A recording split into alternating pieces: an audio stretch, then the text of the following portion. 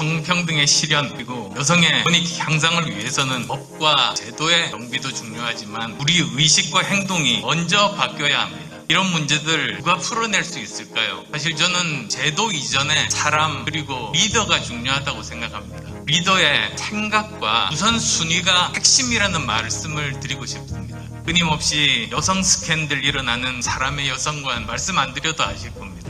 웹툰 제목만 보고도 나 뜨거운 소리 내뱉는 사람 생각 뭐겠습니까? 이런 분들은 여성 문제 해결의 적임자가 될 수 없습니다. 여성을 존중할 줄 모르는 리더는 여성을 행복하게 할 수 없습니다. 또 현 정권 충남지사, 부산시장, 서울시장까지 연이어서 성범죄로 낙마했는데도 오히려 피해 여성에게 2차 가해까지 서슴지 않았습니다. 오히려 피해 호소인이라는 뜻도 보도 못한 그런 신종 궤변을 만들어냈습니다. 저는 이런 사태만은 어떤 일이 있어도 막겠다고 단호하게 말씀드립니다. 우리나라 자살률 OECD 국가 1위 그리고 출생률 꼴찌입니다. 왜 이렇게 됐을까? 세상이 안전하지 않고 일자리가 없고 집 사는 것 불가능해지고 희망이 보이지 않기 때문 아니겠습니까? 이런 문제들 누가 풀 수 있겠습니까? 정책만으로 풀 수 있는 게 아니라는 말씀을 저는 드리러 올라왔습니다. 결국은 리더입니다. 말만 번지르르하게 하는 사람이 아니라 그 사람의 과거의 행동을 통해서 증명된 올바른 도덕성, 여성에 대한 존중하는 마음, 전문성 그리고 문제 해결 능력을 가진 리더만이 제대로 문제를 해결할 수 있습니다. 참 감개가 무량합니다. 저도 의료인의 한 사람으로 오랜만에 이렇게 많은 분들과 참 웃으면서 좋은 분위기에서 이렇게 행사를 할 수 있게 됐다는 게 정말 감격스럽습니다. 우선 제56회 전국 여성대회 개최 진심으로 축하드립니다. 한 사람을 평가하는 상식적인 기준은 그 사람의 말이 아니라 행동입니다. 그 사람의 생각은 행동으로 나타나기 때문 아니겠습니까? 성평등의 실현 그리고 여성의 권익 향상을 위해서는 법과 제도의 정비도 중요하지만 우리 의식과 행동이 먼저 바뀌어야 합니다. 이와 관련해서 잠시 저희 가족 이야기를 할까 합니다. 저희 부부가 30년 전 결혼 때부터 맞벌이를 했습니다. 당시에 가부장적인 분위기가 참 강한 때였습니다만 두 사람 모두 전문가로 힘든 사회생활을 하면서 가사와 육아 함께 해나갔습니다. 먼저 귀가하는 사람이 밥하고 아이 돌보는 게 너무나 당연하다고 생각했습니다. 그래서 제가 지금까지 집에서 한 번도 못 해본 말이 있습니다.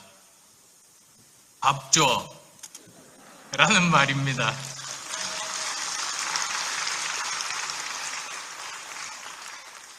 저희 가족 이야기를 했습니다만 가족 내에서 양성평등, 상호존중, 구성원의 의지만 있으면 어려운 일 아니지 않습니까? 그렇지만 우리 사회를 둘러보면 성평등 실현을 위해서 풀어야 할 문제가 아직도 많이 있습니다. 이런 문제들 누가 풀어낼 수 있을까요? 사실 저는 제도 이전에 사람 그리고 리더가 중요하다고 생각합니다. 리더의 생각과 우선순위가 핵심이라는 말씀을 드리고 싶습니다. 지금까지 여러 번 대선도 있었고 여러 여성 공약이 나왔습니다. 그런데 왜 지켜지지 않았던 걸까요? 그건 후보 시절에는 자기 생각이 아닌데 남이 써놓은 것 읽고 공약 발표하다가 당선되면 원래 자기가 가지고 있던 생각과 우선순위로 돌아가기 때문입니다. 그래서 그 사람이 과거의 한 행동이 그 사람의 생각을 나타내지 않습니까? 따라서 그 사람이 지금까지 살아온 모습을 보면 미래의 모습을 미리 알 수 있습니다. 끊임없이 여성 스캔들 일어나는 사람의 여성관, 말씀 안 드려도 아실 겁니다. 웹툰 제목만 보고도 나 뜨거운 소리 내뱉는 사람 생각 뭐겠습니까? 이런 분들은 여성 문제 해결의 적임자가 될 수 없습니다. 여성을 존중할 줄 모르는 리더는 여성을 행복하게 할 수 없습니다.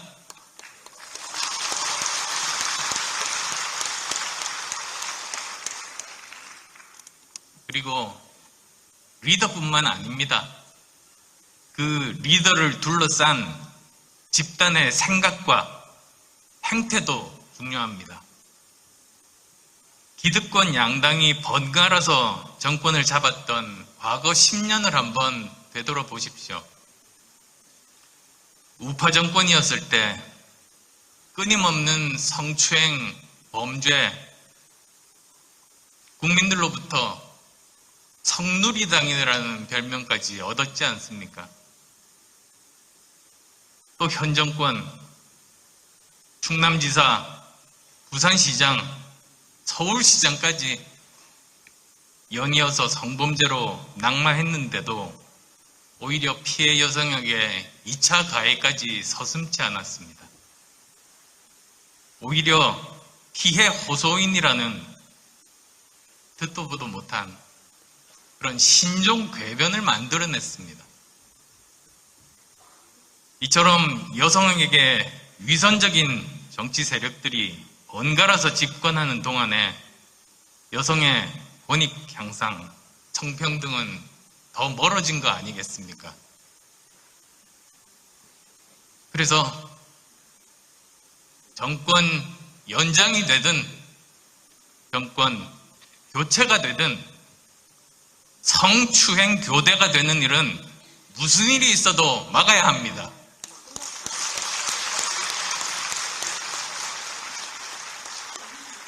저는 이런 사태만은 어떤 일이 있어도 막겠다고 단호하게 말씀드립니다.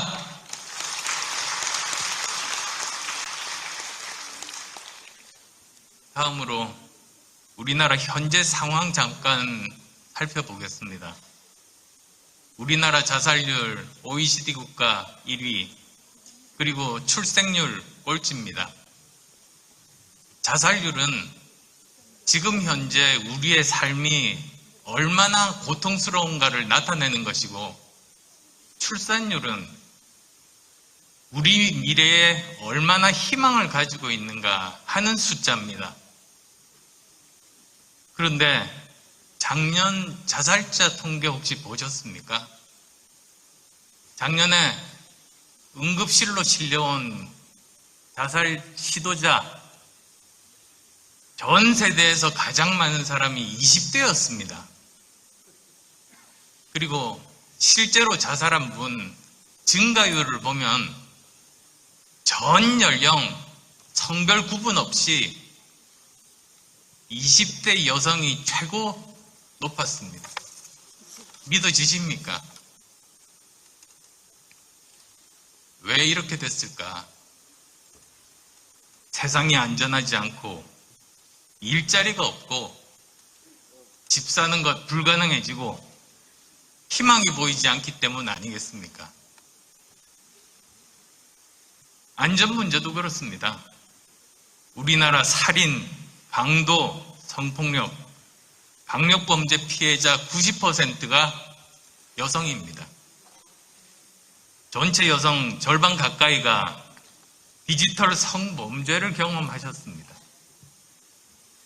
그런데 4차 산업혁명 시대에 이것을 방지해줄 최신 IT 기술들이 이미 많이 있습니다. 그러니까 국가가 의지만 가지면 이런 것들을 적극적으로 활용해서 바로 막을 수 있는 겁니다.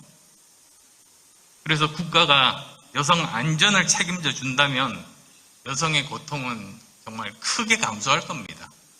의지의 문제라는 거 다시 말씀드리겠습니다. 결론적으로 이런 문제들 누가 풀 수 있겠습니까? 정책만으로 풀 수 있는 게 아니라는 말씀을 저는 드리러 올라왔습니다. 결국은 리더입니다.